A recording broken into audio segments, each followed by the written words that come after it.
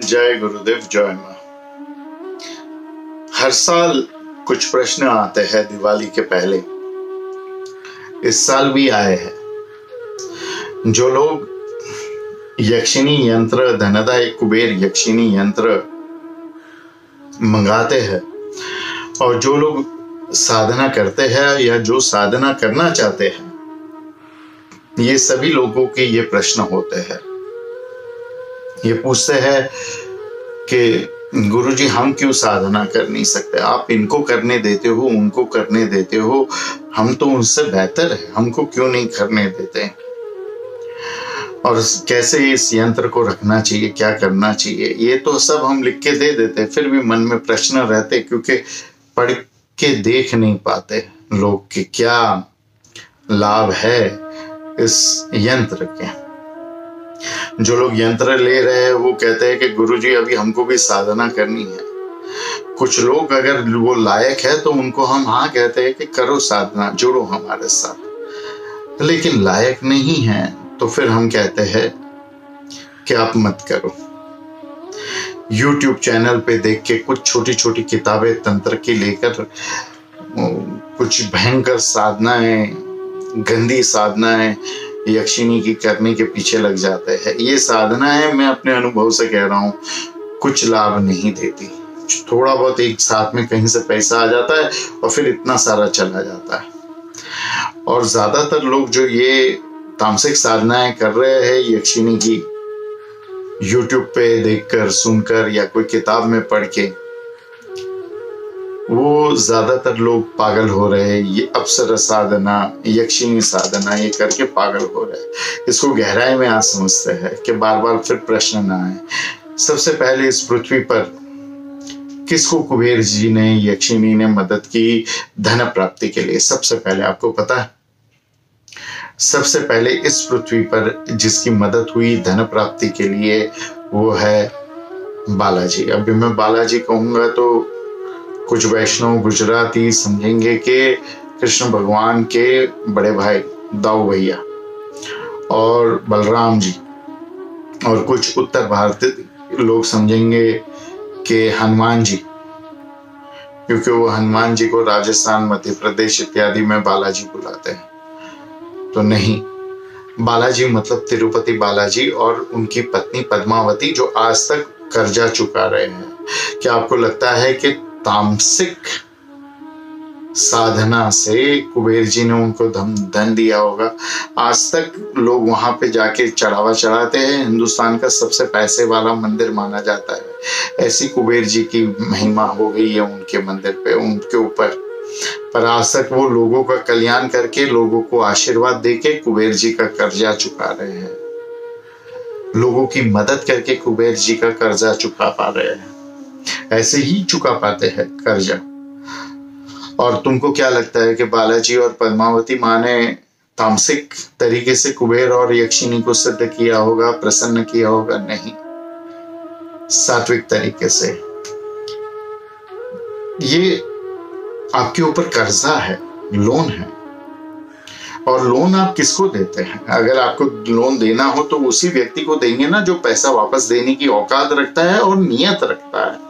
औकात से ज्यादा नियत। अगर औकात ना भी हो और नियत हो पैसा वापस देने की, तो आप उस व्यक्ति को पैसा दे देते हैं कि इसकी नियत अच्छी है, ये पैसा देना चाहता है। और ज्यादातर लोगों के पास पैसा लोन चुकाने को वापस नहीं होता है, क्योंकि उनकी नियत नहीं होती है। नियत नहीं हुई तो औकात भी नहीं होती है पैसा वापस देने की। लोन किसको आप देंगे? एक सात्विक व्यक्ति को लोन देंगे कि तामसिक व्यक्ति को लोन देंगे? सात्विक को ही देंगे ना। तामसिक साधना से ना कभी कुबेर किसी पे प्रसन्न हुए हैं, ना कभी कुबेर होगे। दरिद्र नारायण को कभी भी कुबेर ने पैसे दिए नहीं, सत्यनारायण को ही देते हैं। इसको ध्यान से समझते हैं। कुबेर यक्षिणी साधना केवल यक्षिणी साधना, धनदा यक्षिणी की साधना नहीं है। ये साधना धनदा यक्षिणी एवं कुबेर की है, लक्ष्मी और नारायण की है, शिव और पार्वती की है, कामदेव और रति की है। आपको शिव, कामदेव, सत्यनारायण अपने आप बन जाना पड़ेगा, कुबेर स्वयं बन जाना पड़ेगा, यक्षिणी को, पार्वती को, लक्ष्मी को, रति को अपने वश में रखने, अपने काबू में रखने के लिए 1 साल के लिए। और कम से कम इस साधना के दौरान तो आपको सात्विक बन ही जाना पड़ेगा। बहुत कठिन है, आसान नहीं है। हर चीज पे पाबंदी लगेगी, नियम लगेंगे। आप क्या पहनोगे, आप क्या बोलोगे, आप क्या खाओगे, आप कैसे उठोगे, आप कैसे बैठोगे, परेशान हो जाओगे, कहोगे उससे अच्छा नहीं की होती। पर एक बार चालू की तो खत्म करनी पड़ेगी, बीच में अटक नहीं सकते, बीच में नहीं मैं बाहर गांव चला जाता हूँ, नहीं, जिस जगह पे चालू किया उसी जगह पे खत्म करो। यहाँ वहां बाहर गांव ये वो घूमने भी नहीं मिलेगा। सात्विक, कांदा लहसुन नॉनवेज बंद करना पड़ेगा। सिगरेट दारू के आदी हो तो छोड़ना पड़ेगा ये 8 दिन के लिए, वरना करना मत ये साधना। केवल यंत्र मंगा लेना, यंत्र मंगाना ज्यादा लाभदायी होगा साधना करने से, उसको भी मैं समझाऊंगा इसी वीडियो में क्यों। अब तामसिक तरीका जो है ये आपको दरिद्र नारायण ही बनाएगा। अगर प्रसन्न होगी तो यक्षिणी प्रसन्न होगी, वो भी चली जाएगी। एक बार कुछ आपको सिद्धि दे देगी, कुछ फायदा दे देगी, फिर वो ले लेगी बड़ी चीज, और वो सिद्धि भी अपनी वापस ले लेगी, पैसा भी अपना दिया हुआ वापस ले लेगी और चली जाएगी। और ज्यादातर लोग पागल ही होते हैं। सत्यनारायण बने, सात्विक तरीके से किया तो लाभ होगा, वरना नहीं होगा। सारी दूसरी साधनाएं यक्षिणी की, तामसिक जो है, ये कोई एक तो खतरनाक है और उसको करने में कोई मतलब नहीं, कोई लाभ नहीं है। सारी साधनाएं आपको तकलीफ में डालेगी। जिसके बारे में गुरु की आज्ञा नहीं, और वो भी वैसा गुरु जिसने खुद ने सिद्ध की है ये साधना। बहुत सारे यूट्यूब पे गुरु है, मंत्र दे देते, बोलते करो, पैसा दे दो, मंत्र की दीक्षा ले लो, यंत्र भी प्राण प्रतिष्ठा करके दे देते, फिर आपको फंसा देते हैं। अगर अपने आप पे पूर्ण तरीके से संयम नहीं है तो ये सात्विक साधना में मत पड़ना। बहुत झंझट है, मैं कह रहा हूं आपको, बहुत ज्यादा झंझट है। अगर पूरा संयम है अपने आप पे तो ही इसमें पड़िए, वरना सिर्फ यंत्र मंगा लीजिए, वो भी ज्यादा लाभ देगा, पूरा साल काम आएगा। साधना भी करोगे तो 1 ही साल काम आने वाली है, ऐसा नहीं कि आज जीवन काम आएगी। एक मेरे मित्र थे, मुस्लिम मेमन थे, उन्होंने कहा कि मुझे तामसिक साधना सीखनी है, आपने की है, मुझे करवाओ। मैंने की थी, मैंने उनको कहा मत करो, इसमें कोई बड़ा फायदा नहीं होता है। पता है, नहीं, आपको आया नहीं होगा फायदा निकालने, हमने तो पढ़ा है, हमने तो सुना है, यूट्यूब पे देखा है, बहुत फायदा होता है।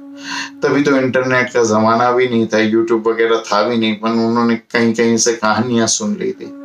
मैंने कहा चलो आ जाओ। मेरी शादी नहीं हुई थी, मैं बोला अपने मेरे ही घर पे बैठ के साथ में करेंगे। रात को मेरे रूम में बैठ के बिजली बंद करके, रूम का रंग भी मैंने पीला ही रखा था, क्योंकि पीले रंग के सब नियम है, करवाई। पहले उन्होंने तामसिक साधना की, मैंने कहा मैं बता दूंगा, तुम करो। तो उनको पागल होने लगे, तो डर गए, तो बोला कि तो मैं पागल हो रहा हूँ, घर वाले भी बोल रहे हैं, मुझे भी पता चल रहा है। तो मैंने उनको ठीक किया। फिर दिवाली में उन्होंने कहा सात्विक साधना सिखाओ, सात्विक साधना सिखाई। मैंने कहा बीज का यंत्र जो है वो मैं कभी भी अपने लिए नहीं लगता हूँ। जब लोगों से बिना पैसे लिए यंत्र देता था यक्षिणी का, तभी भी बीज का यंत्र जो है वो कभी भी मैं अपने खुद के लिए नहीं रखता था, खुद का नहीं बनाता था, क्योंकि मैक्सिमम पावर जो है वो बीज के यंत्र में, वो मुख्य ये यंत्र हो जाता है, उसमें चला जाता है। और स्तुति में भी हम कहते हैं ना कि मुझे पैसा दे, ऐसा नहीं कहते हैं। जो स्तुति करते हैं उसमें कहते हैं धन दे यजमानाय वरदे वरदा भवे, यजमान को धन दे, यजमान को आशीर्वाद दे, वर दे। हमारे लिए हम कुछ नहीं मांग रहे। तो बीच का जो मुख्य यजमान यंत्र रहता है ना, वो मैं हमेशा यजमान के लिए रखता हूँ। तू भी ऐसा कर, तू भी यजमान के लिए रख। ये बाबा बंगाली ये भी बोलते कि हाँ मैं रखूंगा, और फिर साधना के बाद पता चला वो बीच का यंत्र किसको दिया, पूछा तो बोला मेरी बीवी को दिया। उसको बोला हमारे कपाट में रख दे, तो फायदा हमको ही हुआ। अगर हम इतना जान का जोखम ले रहे, 8 दिन ब्रह्मचर्य का पालन, खान पीने का सब बंद कर रहे हैं, नशे सब बंद कर रहे हैं, तो दूसरे को क्यों मुख्य यंत्र का फायदा दे। उसने बनाया 28 यंत्र, बेचे, लेकिन मुख्य यंत्र खुद के लिए रखा। वो तो मैंने अपनी बीबी को अपने कबाड़ में रखने के लिए दिया, मैंने खुद के लिए नहीं रखा, बीबी के लिए। तो ऐसी चतुरबाजी नहीं चलेगी। वो उनको लाभ हुआ पर उतना नहीं जितना अपेक्षा की थी। सतत उनका लाभ आज तक होते जा रहा है पर उतना नहीं जितनी अपेक्षा की थी। और दूसरा बड़ा नुकसान ये हुआ कि मैंने कह दिया कि अगले साल से तुम अपने सीख लिया है ना, तुमको लिख के भी सब कुछ दे दिया कैसे साधना करनी है, तुम ही करो, मेरे साथ बैठ के मत करो। क्योंकि ऐसे नकारात्मक लोग आपके बाजू में बैठ के साधना करेंगे, आपकी बुद्धि भी उनके जैसी भ्रष्ट होगी। तो ऐसे लोगों को मैं दूर रखता हूं कि मेरे साथ में मत करो। हाँ, तो अब देखते कि यंत्र की अगर आप साधना करते हो या फिर आपने यंत्र मंगाया जिसके पास से जो साधना करता है या हमारे पास से मंगाया, तो उसको रखना कैसे, हमेशा नॉर्थ फेसिंग, उत्तर की ओर रखो। उसके पास में इत्र या उसके ऊपर हल्दी ढक के रखो। और दूसरा के चावल के साथ उसको रखो। वो चावल खराब हो जाए तो बदली कर लेना। महीने में एक बार जब शिवरात्रि आती है या अमावस होती है, उस दिन अवश्य एक माला वहां पे उस यंत्र पे करनी ही है। हाँ? और अगर आपका अपने खान पान पे, आदतों पे कंट्रोल नहीं है तो चिंता मत करो, हम यंत्र बना लेंगे। पर जबरदस्ती झूठ बोल के घुसो मत।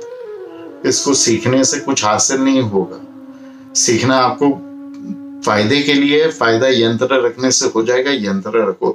आपको फिर से मैं कह रहा हूं अंत करने से पहले कि ये यक्षिणी साधना है। यक्षिणी साक्षात आती है, आप देखते हो, आप महसूस करते हो, आपको पूरा साल वो आपके साथ नजर आती है। यक्षिणी तभी लाभकारी है जब कुबेर उसके साथ आए, और कुबेर तभी आएगा जब सत्यनारायण बनोगे, लक्ष्मी नारायण बनोगे, दरिद्र नारायण नहीं। देवशयन एकादशी से नारायण, लक्ष्मी की बड़ी बहन दरिद्रता से भी उनका विवाह हुआ है। उसके पास पाताल में चले जाते हैं और दरिद्र रहते हैं, गंदे रहते हैं। फिर शिवजी उनके साथ लड़के उनको वापस ऊपर लेकर आए थे। 3 महीने 4 महीने के बाद देव उठी एकादशी में वो वापस आते हैं और फिर बाकी के महीने अपनी लक्ष्मी के साथ रहते हैं, लक्ष्मी नारायण सत्यनारायण बन के। तो झूठे मत बनो, सत्य बनो, सत्य वचन बोलो और ठीक ठीक साधना करनी हो तो आगे बढ़ो, वरना ये आपके बस की बात नहीं है। यंत्र लेके खुश रहो। हरिओम तत्सत।